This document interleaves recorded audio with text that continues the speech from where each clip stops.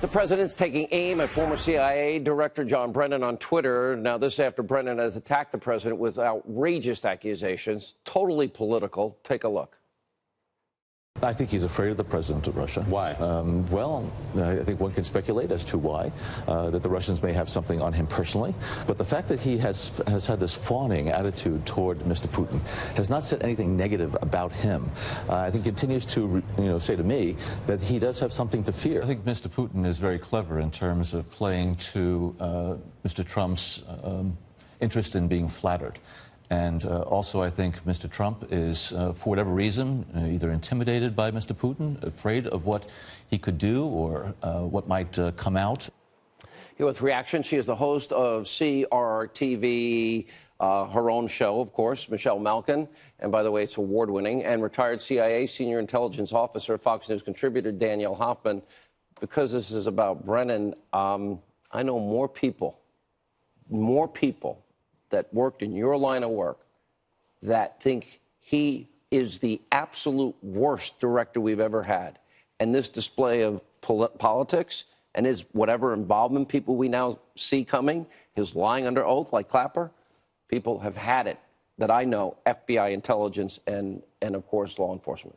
I mean, his tweets today read like a partisan politician, not a nonpartisan, retired former director of CIA. And I would just highlight the contrast between Brennan's tweets and his unfounded allegations about the president's speculation that Vladimir Putin could blackmail President Trump.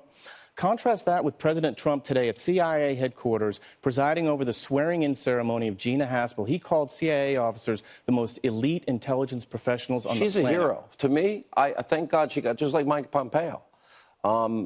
Thank God they did what they did. We never would have gotten bin Laden.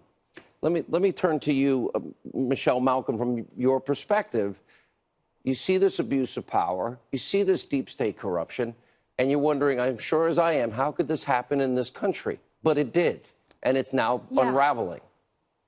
It did, and that is why people like John Brennan are behaving the way they are behaving, completely unhinged, as you say. I think that John Brennan is a bilious blabbermouth, bilious, full of bile, contempt, and spite, not just for our president, but for our country and for the American people who duly elected I want to know what he knew and when. I want to know what his involvement is. And I think it's going to come out, and I think that's why he panicked over the weekend.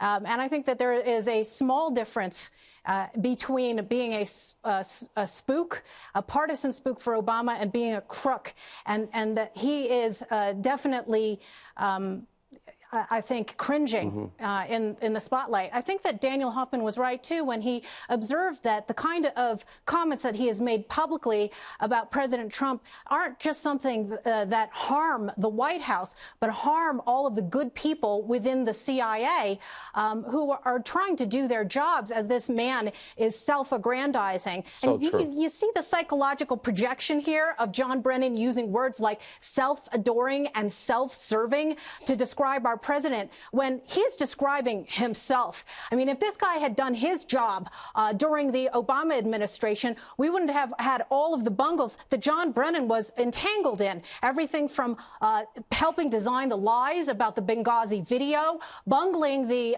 investigation of the the Fast and Furious, the Christmas underwear bomber, and then even going so far as to downplaying recidivism of the Gitmo terrorists and being soft on jihad.